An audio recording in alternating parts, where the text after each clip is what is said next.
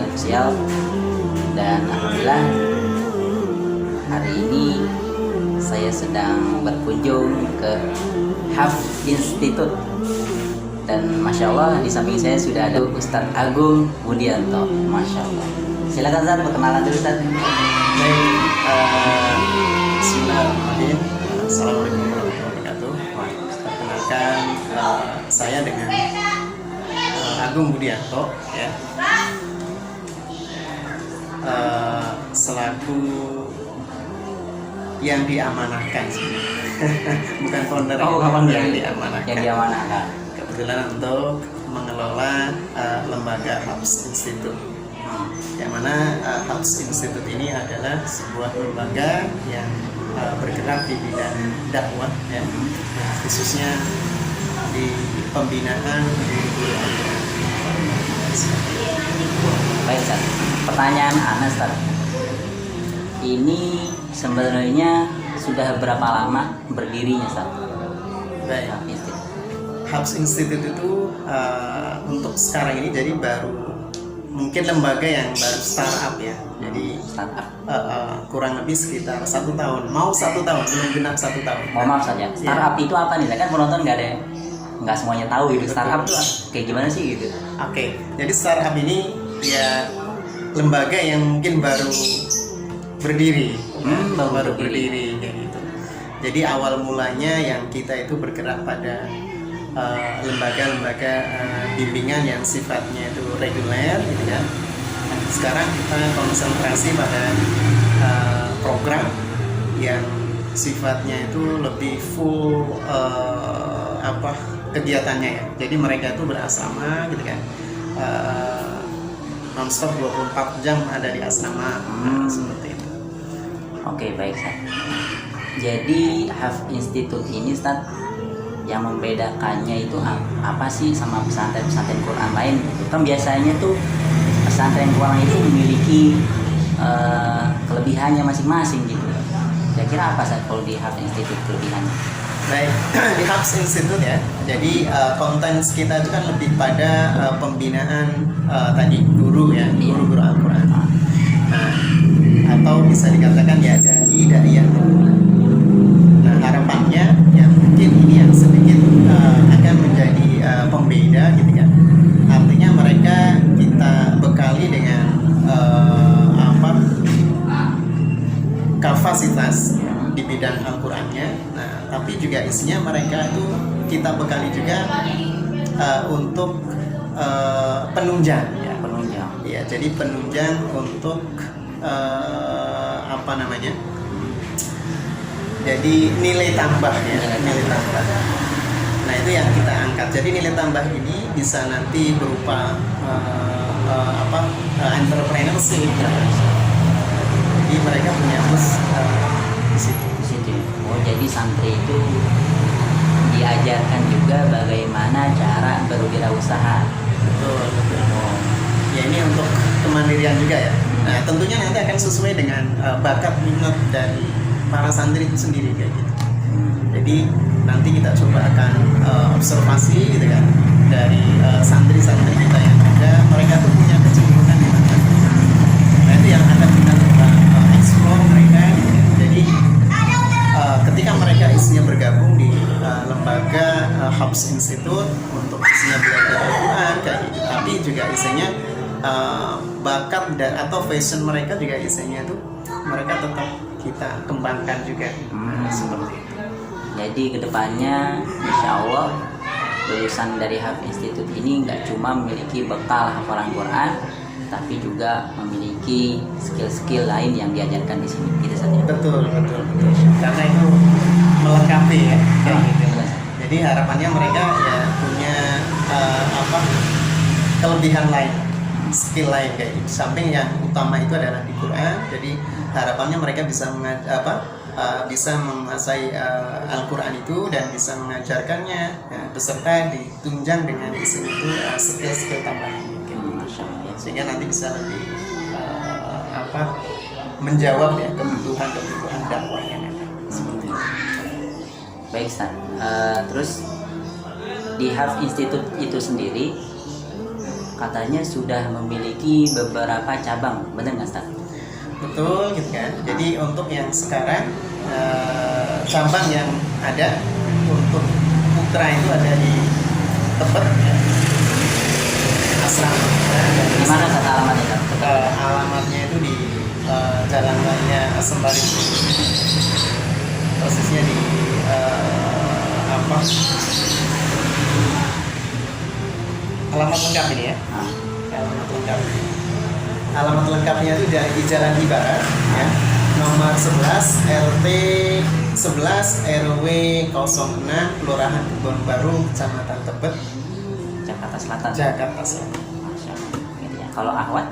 Kalau akhwat itu ada di Condet ya, persisnya di Jalan Olahraga. Baik, seperti itu. Kira-kira kalau misalnya teman-teman ingin gabung Ustaz, itu ada biayanya nggak Ustaz? Nah ini yang menarik ya. Nah ini yang menarik. Mungkin apa? Banyak isinya lembaga yang menyelenggarakan program yang bagus kayak gitu. Cuma kadang-kadang juga biayanya juga bagus juga. Nah, biasanya biayanya juga bagus. Iya. Di kita alhamdulillah full ya 100% itu adalah beasiswa. Masya Allah. Kayak gitu. Tapi ya insya Allah bukan kita juga isinya apa walaupun isinya gratis ya beasiswa, nah kita juga isinya berani ya untuk menjamin mutu ya isinya Kualitas. ya untuk peserta didik kita atau santri. Untuk kuota santri Ustaz, dalam program menghafal Quran itu kira-kira butuh berapa Ustaz? Kalau teman-teman kan penasaran nih, kira-kira kuotanya butuh berapa orang sih Ustaz? Oke. Jadi kalau untuk kuota per cabang ya kuota per cabang, karena basis kita itu adalah rumah kayak gitu. Jadi makanya ada batas maksimal kuota yang kita sediakan itu 10 ya. 10 orang ya? 10 Satu rumah itu? Satu rumah. Jadi 10 orang satu pembimbing, muslim atau muslim. Masya Allah. Nah, berhubung Ustaz tadi bilang musyrif, Ustaz, Anda mau tanya tentang musyrifnya ini tuh biasanya dari mana Ustaz backgroundnya gitu. Kan kadang-kadang teman-teman tuh pengen masuk pesantren gitu, tapi nanya nih alirannya kemana nih gitu. Iya, jangan-jangan nih alirannya ke sini gitu, sementara saya alirannya ke sini gitu. Ya, jadi kalau musrif yang ada gitu ya, yang sekarang sudah berjalan itu untuk alumni mereka atau background mereka, mereka ada yang dari Ismani gitu kan, itu ya termasuk lembaga yang saya juga dulu menimba ilmu di sana juga gitu kan. Dan ini juga termasuk bagian dari ya lembaga binaan ya dari Ismani juga gitu kan. Nah terus ada juga yang dari lembaga Quran lain seperti Sohibul Quran. Nah, cuma di sini juga untuk pembina-pembina yang ada gitu kan, ini juga beragam juga gitu kan. Artinya dari macam background ya, gitu. Jadi di pembina, pengurus, ada yang dari Libya juga, ada. Dan di kampus yang negeri atau swasta kayak gitu. Alhamdulillah. Terus Ustaz, di Hafs Institute itu metode apa saja yang biasanya dipakai? Kan enggak, kalau menghafal Quran itu kan sekarang sudah bermunculan berbagai macam metode. Ada yang mengklaim ini metodenya bisa 30 hari misalnya. Ada yang pokoknya banyak gitu metode. Nah, di Hafs Institute itu sendiri apa metode yang dipakai gitu? Baik. Masya Allah ya. Ini kalau berbicara metode ya, panjang nih. Iya sih kan. Cuman segini ya, artinya metode yang terbaik itu adalah ya sejauh mana kita itu ya bisa duduk berlama-lama dengan bersama Al-Quran itu sih kayak gitu. Nah cuman biasanya untuk tahapan-tahapannya ya tentunya ada gitu ya. Nah khususnya untuk santri-santri yang ada itu gitu kan. Jadi ketika mereka baru bergabung kayak gitu, biasanya kita ada untuk alurnya terlebih dahulu kayak gitu. Jadi mereka ada tes untuk kemampuan ya, sudah sejauh mana mereka untuk standarisasi bacaan atau penghafalan mereka. Nah, dari situ artinya nanti pembimbing itu ya akan mengarahkan ada skala prioritas kayak gitu. Skala prioritas. Ya, skala prioritas dalam menghafal kayak gitu. Jadi yang pertama itu adalah ya pembentukan habit terlebih dahulu. Habit ya. Jadi kebiasaan mereka gitu kan kita coba bentuk terlebih dahulu agar mereka itu nggak asing dengan Al-Quran ini kayak gitu. Nah terus yang kedua pembiasaan ya ketika membaca atau menghafal Al-Quran itu ya sesuai dengan kaidah aturan-aturan yang ada kayak gitu. Jadi mungkin di sini lebih kalau yang mereka baru-baru itu Iya. mereka belum isinya standar bacaannya masih perlu diperbaiki, jadi ada skala prioritas mereka untuk ya perbaikan bacaan terlebih dahulu kayak gitu. Nah tetap isinya dibarengin menghafal juga, cuman mungkin nanti porsinya akan berbeda, ada skala prioritas. Ada skala prioritasnya. Betul seperti itu. Jadi nggak langsung hafal juga lah gitu ya, dari bacaannya pun nanti diperbaiki. Betul kayak gitu. Jadi nanti yaitu dilihat dari asesmen terlebih dahulu ya, dari placement itu nanti akan dilihat sejauh mana nih kemampuan santri kita kayak gitu. Nah setelah dari placement test atau asesmen dari santri itu nanti akan kita buat skala prioritasnya itu ketika mereka mengikuti program kita itu seperti apa. Apakah mereka perlu isinya perbaikan bacaan terlebih dahulu atau mereka ya langsung bisa beradaptasi kayak gitu, karena juga isinya santri yang ada juga beragam ya, kayak gitu. Benar. Nah cuma kita punya standar minimal ya, standar Standar minimal. Terus Seperti itu, Sir. oke, menarik banget nih teman-teman ya. Terus kalau misalnya di Haf Institute itu sendiri biasanya yang masuk belajar sini dari usia berapa, Ustaz? Ada nggak minimal usia dan maksimalnya gitu, Ustaz? Oke.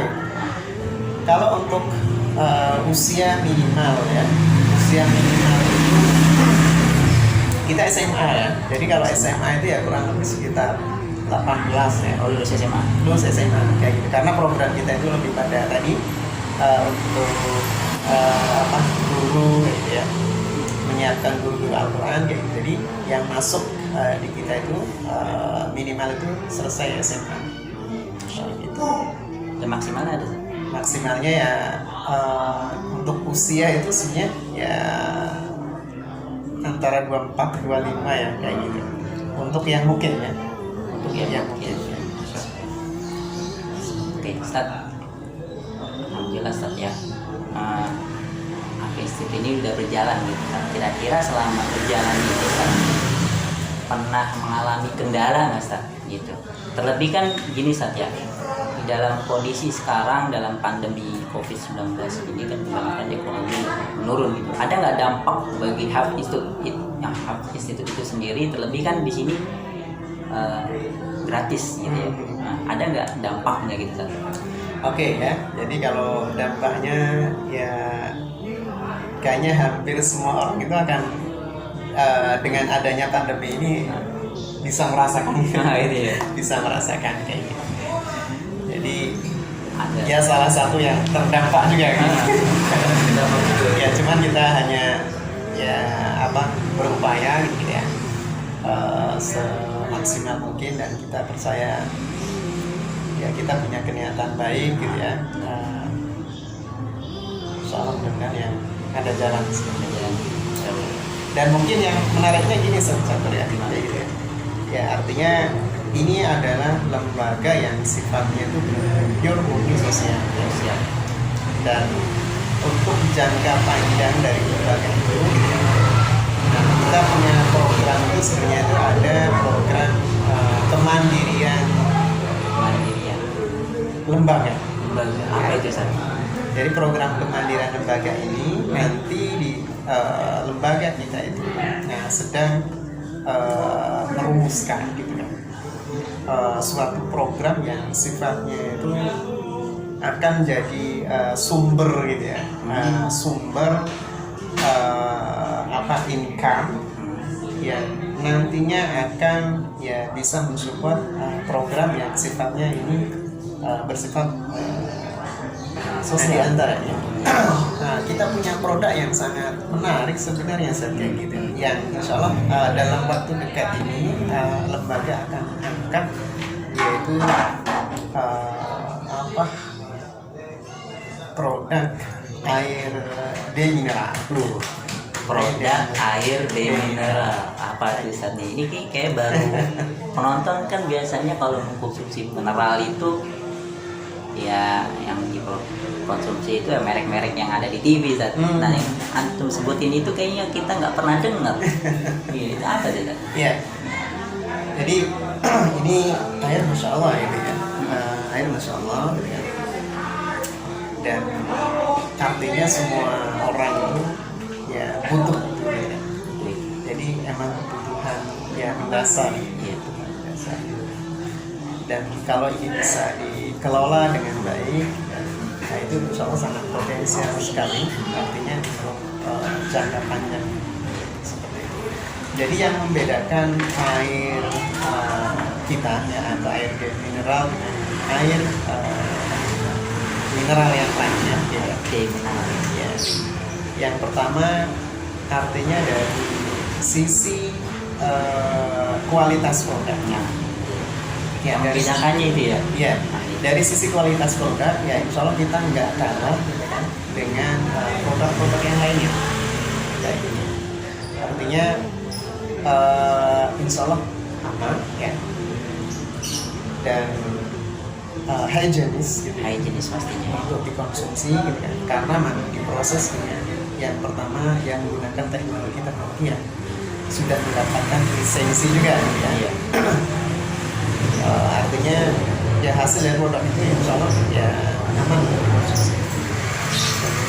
Dan yang menariknya lagi, jadi air kita ini gitu ya, ini mungkin dikelola dengan yang enggak seperti pada umumnya kayak gitu. Kayak gimana tuh San? Jadi gini, sumber mata air yang ada itu non-stop 24 jam itu kita perdengarkan murotal. 24 jam kan? 24 jam sumber mata air yang Didengarkan murotal Al-Quran. Masya Allah. Dan yang menjadi nilai yang tambahan berikutnya lagi, artinya dari sisi pegawainya yang produksi itu. Jadi ketika mesin mulai produksi itu juga mereka itu dalam keadaan suci dan ikut tilawah. Jadi dalam keadaan suci dia tuh baru boleh kerja gitu. Iya, kayak gitu. Ketika mesin ini ya, mesin berjalan, sudah produksi kayak gitu, dalam keadaan suci dan mereka juga ikut tilawah. Nah ini yang mungkin jadi nilai tersendiri gitu ya. Artinya kalau dari sisi teknologi ya insya Allah mungkin yang lainnya juga mungkin nggak jauh berbeda kayak gitu. Dari sisi legality ya insya Allah kita juga sudah melakukan izin. Nah cuman mungkin ini yang menjadi nilai tambah di pengolahan air dan mineral kita. Di samping yang menarik lagi yang menarik lagi itu adalah dari sisi harga. Dari sisi harganya kira-kira lebih mahal atau sebanding dengan merek-merek yang terkenal gitu. Jadi dari sisi harga kita tuh bukan murah. Bukan mahal juga. Iya. Terus apa nih? Tapi ekonomis dan higienis. Masya Allah. Oke, baik. Nama produknya apa saja? Nama produknya air segar. Air segar demineral. Luar biasa teman-teman ya. Jadi di Hub Institute ini diajarkan benar-benar bagaimana tuh kita mandiri dan berwirausaha. Dan salah satunya itu adalah air mineral yang diproduksi, dikelola sendiri di sini teman-teman ya. Dan nilai lebihnya adalah dia itu sangat-sangat aman, halal dan higienis teman-teman, yang sangat murah gitu. Insyaallah, ya. Pokoknya ekonomis ya gitu kan. Oke, San. Nanti kita mungkin bisa kasih lihat produknya nanti ya teman-teman Insyaallah. tahu gitu. Atau bisa dikasih juga nomor teleponnya San bagi teman-teman yang pesen, bisa ada? Oh bisa Bang. Bisa ya. Bisa banget. Oke, San. Pertanyaan selanjutnya, San. Di Health Institute ini kedepannya ingin seperti apa, San? Ada nggak visi-visi yang ingin disampaikan di Health Institute ini? Baik ya. Kalau visi yang ada gitu kan, kita pengen ke depannya itu punya lembaga itu kan. Pertama itu adalah profesional sesuai dengan bidang kita. Terus yang kedua itu lembaga yang kompeten sesuai dengan bidang kita. Dan yang ketiga itu terintegrasi. Nah ini menarik ya, terintegrasi. Jadi profesional, kompeten dan terintegrasi. Nah ini suatu kesatuan yang biasanya akan menjadi nilai yang sangat luar biasa, kekuatan yang sangat luar biasa. Ya. Apabila itu bisa dicapai ya dengan baik. Anda pernah dengar katanya di Health Institute itu punya aplikasi. Benar nggak, San? Iya, betul ya. Jadi Jadi ini mungkin salah satu tambahan ini juga gitu ya. Ide ya, ide dari lembaga yang kita coba kembangkan. Jadi di samping kita juga biasanya menyediakan program tadi pembinaan guru-guru Al-Quran gitu kan, atau kaderisasi guru-guru Al-Quran. Nah, kita juga punya program pengembangan sistem aplikasi untuk ya lembaga-lembaga. Nah ini yang akan mengintegrasikan gitu ya, mengintegrasikan antara lembaga yang satu dengan lembaga yang lainnya, atau antara cabang yang satu dengan cabang yang lainnya tuh ya punya standar sistem dan kualitas yang sama. Dan santri-santri kita itu mayoritas itu mereka dari daerah-daerah gitu ya. Dari daerah-daerah. di seluruh Indonesia ya. Ya baru seberapa mungkin ya. Ada yang dari Aceh, dari NTB, dari Madura juga ada, Dari Madura. Sulawesi juga ada gitu. Itu juga. Yang belum ada berarti tinggal Kalimantan ya. Kalimantan sama Papua. Cuma pengurus kita ada yang dari Kalimantan. Kayak gitu. Jadi beragam.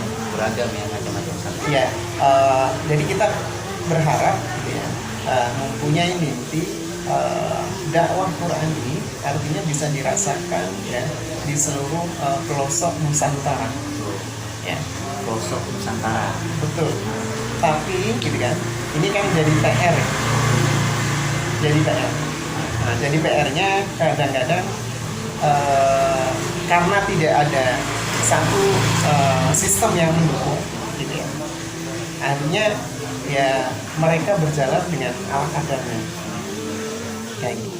Nah makanya kita tadi ya sesuai dengan visi kita terintegrasi, harapannya ketika mereka sudah menyelesaikan program di lembaga kita gitu kan, mereka balik ke daerah dan mengembangkan di daerah gitu kan, mereka itu masih tetap terkoneksi dengan kita. Jadi kita coba fasilitasi, artinya secara SDM mereka sudah kita bangun ya, sudah kita siapkan.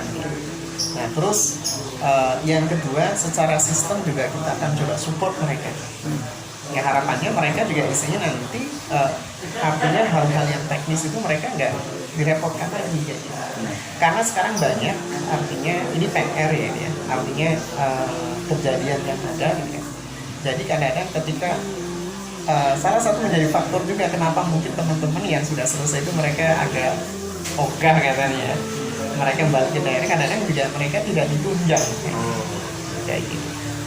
Nah di sini kita akan coba support ke sana. Di antaranya tadi artinya minimal ya kita akan support dari sistem yang ada dengan dibekali ya, artinya aplikasi yang ada ini ya. Jadi aplikasi ini nanti bisa diatur sini ya cabang-cabang yang bermitra dengan kita seperti itu. Di banyak cabang Quran itu nanti bisa masuk dalam aplikasi institut itu ya. Betul kayak gitu ya. Jadi makanya tadi ya ini profesionality kita kayak gitu. Sesuai dengan maksudnya itu visi kita maksudnya kayak gitu. Jadi karena apa? Kalau melihat objek dakwah itu ya di Quran itu sebenarnya kan semua sama ya. Kayak gitu. Nah cuman ini yang mungkin sedikit akan membedakan itu kemasannya gitu. Kemasannya yang berbeda. Betul kayak gitu. Jadi walaupun sama-sama di Quran, nah kita coba kemas ya sebaik mungkin agar ini yang merubah mindset masyarakat. Gitu. Jadi akan ketika kita kemas dengan baik gitu kan. Nah isinya masyarakat juga pasti akan melilingnya dengan persepsi yang berbeda. Cuman kalau kita ala kadarnya ya itu persepsinya juga pasti ala kadarnya. Terus saya mau tanya tentang pembelajaran di institut, ada nggak sih di kalangan umum gitu yang nggak bisa mungkin Ustaz, tapi dia pengen belajar Quran gitu di institut, ada nggak kira-kira program belajarnya itu yang bisa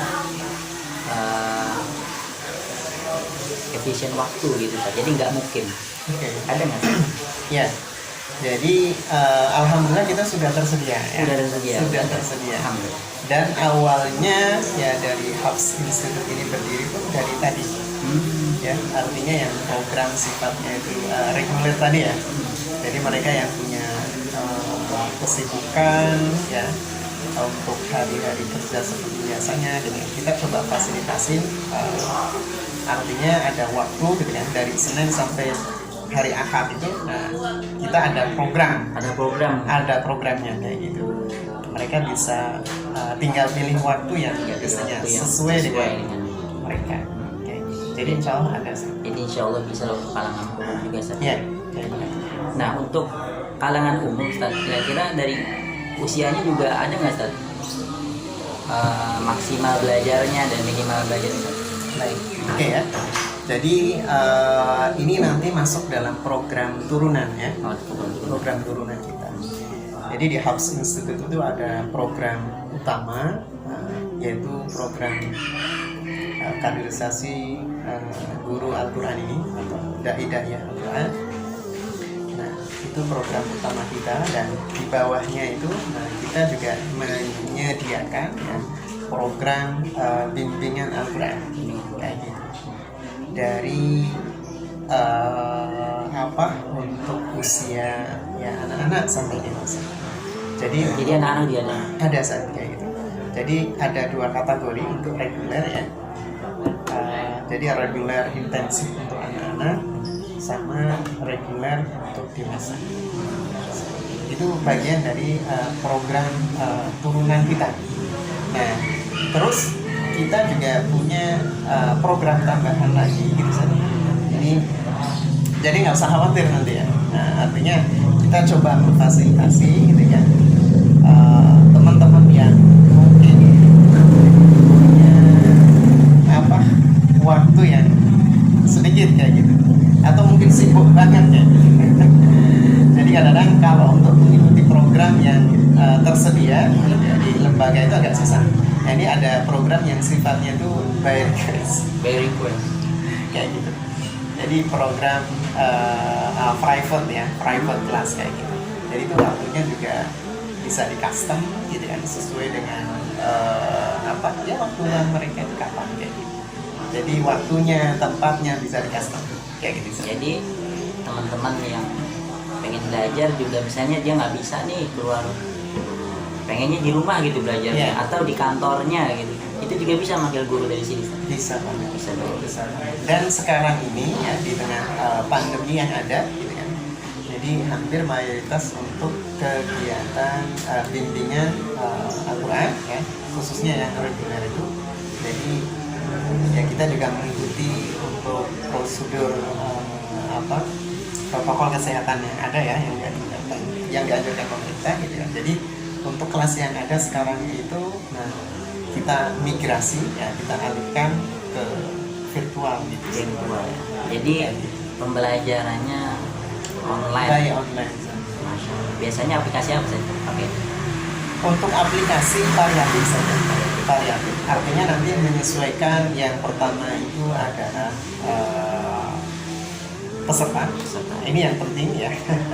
Ya, Karena di kadang-kadang- peserta kita itu beragam kayak gitu. Nah, kadang-kadang kan mereka itu juga belum paham yang namanya menggunakan aplikasi gitu. Teknologi ya. Teknologi masih awam gitu. Jadi menyesuaikan. Betul ya, jadi menyesuaikan.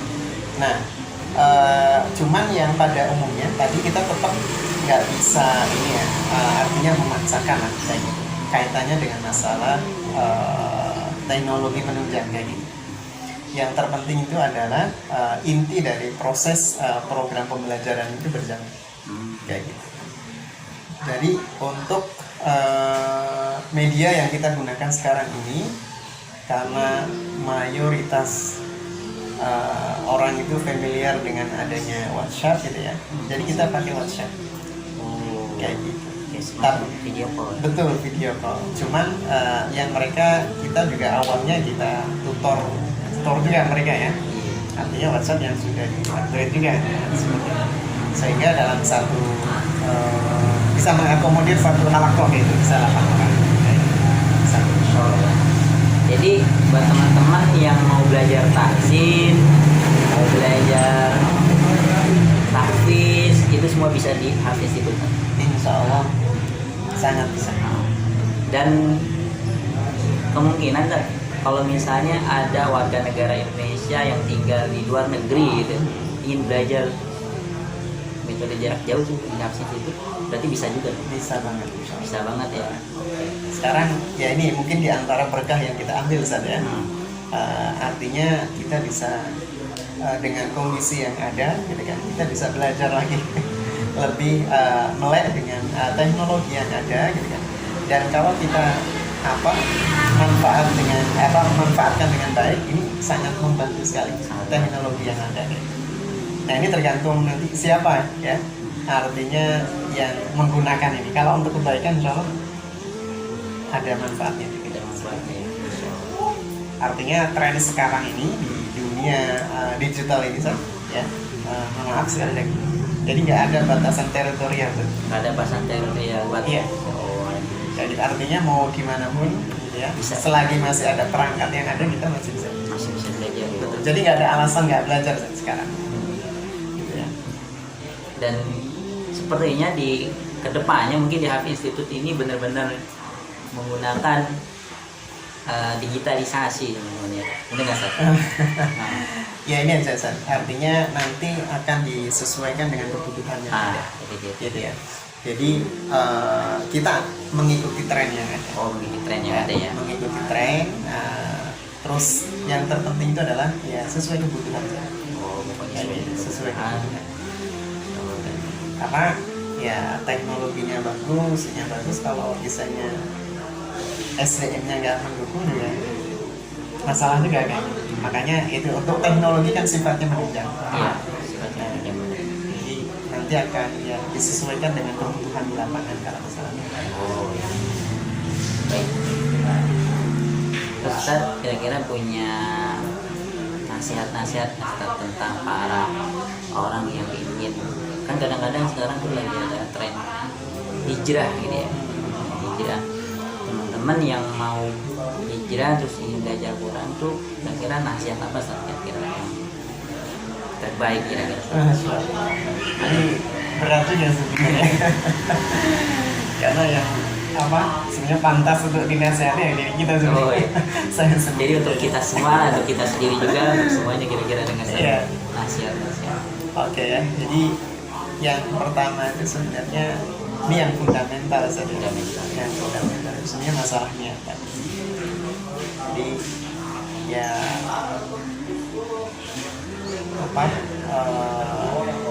segala keniatan baik kita gitu kan. Ya kita niatkan semata-mata ini untuk mendapatkan ridho dari Allah SWT. Itu yang pertama. Nah terus yang kedua, yang kita lakukan ini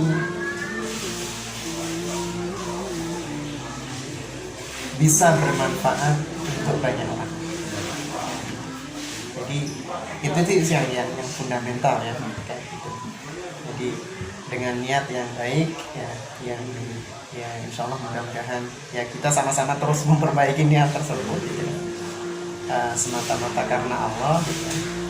Dan yang kedua itu ya berharap yang kita lakukan semua aktivitas kita gitu ya, ataupun maksudnya itu hal-hal yang kita lakukan ini ya bermanfaat untuk banyak orang lah. Iya, Masya Allah ya teman-teman.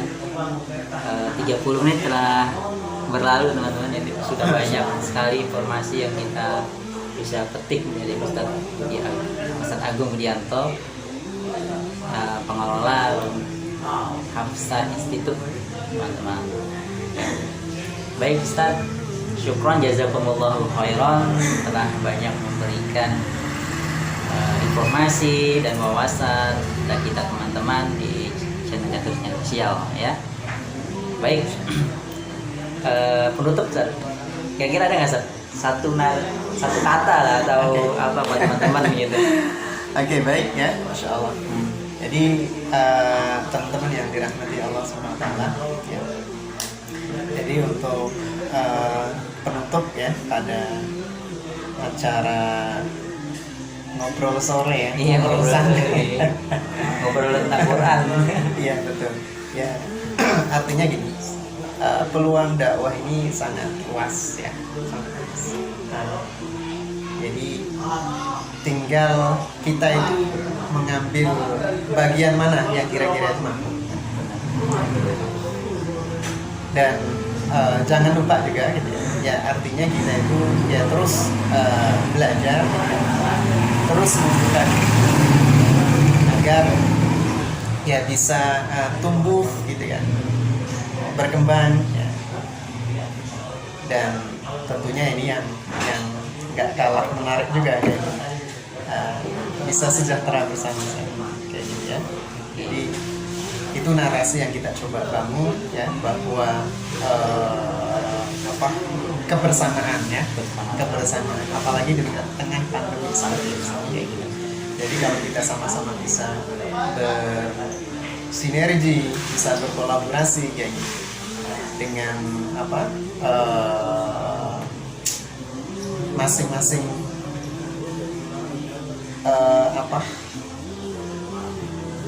kekuatan kita ya, atau saling mengisi dengan kekurangannya satu sama lain. Jadi di situ kita akan jadi kekuatan yang sangat biasa. Dan mudah-mudahan itu yang bisa menjadi solusi bersama ya di tengah adanya pandemi sekarang. Jadi insya Allah kalau seperti itu kita bisa akses terus. Oke teman-teman, itu tadi nasihat dari Ustadz Agung Budianto. Oke, sekali lagi saya mengucapkan syukron jazakumullah khairan. Saya telah ditamu di sini teman-teman oleh beliau gitu. Dan jangan lupa teman-teman yang ingin berkunjung silahkan datang saja ya. Tadi setelah diberitahu oleh Ustadz alamatnya, yang ikhwan di Jalan Ibarat teman-teman ya. Nomor 11 RT 11 RW 6 Jalan Kelurahan Kebun Baru Kecamatan Tebet ini ya. Dan insya Allah nanti ada nomor teleponnya di deskripsi ya teman-teman. Dan bagi teman-teman yang punya komentar baik itu berupa kritik dan saran, silahkan saja komentar di bawah video ini. Oke, saya Catur Novianto mengucapkan kurang lebihnya mohon maaf. Assalamualaikum warahmatullahi wabarakatuh. Waalaikumsalam warahmatullahi wabarakatuh.